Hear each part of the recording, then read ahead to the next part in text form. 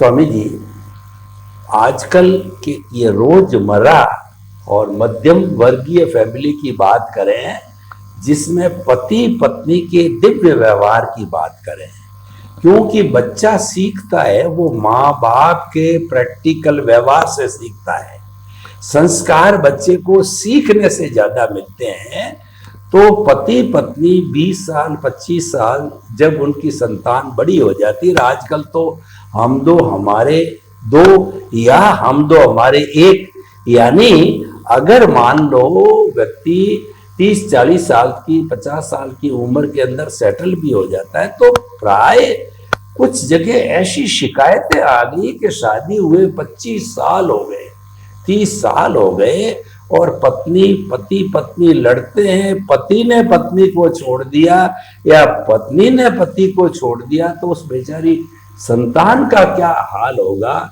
ये स्थितियां भी बहुत बन रही है। फिर वो संतान क्या करेगी, गलत सलत काम करेगी, क्योंकि जवान उम्र होती है, कोई मार्गदर्शक नहीं होता है, तो वो गलत सलत काम भी हो जाते हैं। ये पति पत्नी का दिव्य व्यवहार है, तभी परिवार अच्छा रहेगा, तभी समाज अच्छा रहेगा, क्योंकि समाज परिवार बनता ही पति पत्नी से है। तो पति पत्नी का दिव्य व्यवहार हमेशा बनता रहे, तो वो क्या टिप्स है, और खासकर उन लोगों को दीजिए जिनकी की शादी के 25-30 साल हो गए, मैच्योरिटी भी आ गए, बच्चों को सेटल पीक पर आ चुके हैं, उस वक्त वो ऐसा करते हैं तो कितनी दुर्दशा होती, सबकी होती है। उसके लिए कृपया मार्गदर्शन दीजिए पीक कंडीशन का। जय सच्चिदानंद। धन्यवाद। परिस्थितियां कभी कभी ऐसी होती है कि मैच्योर व्यक्ति भी एक अपने जीवन में संघर्ष करते करते करते, सहन करते करते, अपने आप को गिव अप करते करते इस परिस्थिति में पहुंच गया है कि अभी मेरा क्या होगा, मेरा कौन करेगा। क्योंकि आजकल की परिस्थिति ऐसी है, जब बच्चे बड़े हो जाते हैं, जैसे लड़की होती है उनकी तो शादी होगी तो वो चली जाएगी, मगर लड़का भी ऐसा होता है कि शादी करता है तो अलग मकान ले लेता है। तो भी माँ बाप को लगता है कि हमने इतनी 25-25 साल तक जो तपस्या किया है, आखिर उसका फल क्या मिला। हमको तो वही का वही काम करना पड़ेगा, वही जिम्मेदारी लेनी पड़ेगी, हम तो रिलैक्सेशन या रिटायरमेंट महसूस ही नहीं करेंगे। तो ऐसी परिस्थितियां समाज में आज बन रही है, और ये परिस्थितियों में सभी को प्रॉब्लम आता है। नए जनरेशन को अलग रहने में भी प्रॉब्लम आता है, और पुराने व्यक्तियों को उम्र के कारण छोटी मोटी जो आउटसाइड हेल्प होती है, मेडिकल का हो, खास करके मेडिकल का हो, और घर में थोड़ा बहुत काम काज का हो, कोई बाहर से कोई मेहमान आ जाए तो हेल्प की बात का हो, और बीमारी आ जाते हैं तो एक व्यक्ति हमको कुछ संभालने वाली है ऐसा कहो। लेडीज के लिए कोई लेडीज मिल जाती है, जेंट्स के लिए जेंट्स मिल जाती है परिवार में, तो उनको अच्छा लगता है। तो ये परिस्थितियां अभी टूट रही है, मैं मानता हूं इससे किसी का भला नहीं है, मगर ये मैंने पहले भी कहा कि ये अहम की बातें हो गई है, और सबको दिमाग में एक प्रकार का शब्द सेट हो गया है कि मेरे को फ्रीडम चाहिए। हालांकि फ्रीडम क्या है वो जानते नहीं है। फ्रीडम का मतलब ये नहीं है कि स्वच्छंदी बन जाए। फ्रीडम का मतलब होता है अपनी टेरिटरी में किसी को न आने देना, और किसी की दूसरे की टेरिटरी में न जाना। हो सके तो दूसरों को हेल्पफुल होवे, और हम दूसरे की कम से कम हेल्प लेवे, तो उससे फ्रीडम महसूस होता है। तुम सबके साथ हेल्प लेते जाओगे, फिर कहेंगे मैं हेल्प नहीं करूंगा, लंबा कैसे चलेगा। तो गिव एंड टेक है। तो कहने का मतलब भी ऐसा है कि जीवन ऐसा वन वे नहीं होता है, पर अगर वन वे जीवन जीना चाहोगे तो फिर संघर्ष ही रहेगा। तो इसीलिए मैं कहता हूं हमारे जीवन के अंदर मुख्यतः हमारे जीवन स्टाइल ऐसे होने चाहिए कि हमारे से किसी को परेशानी न होवे, और छोटी मोटी परेशानी को हम स्वीकार कर लें और आगे बढ़ें।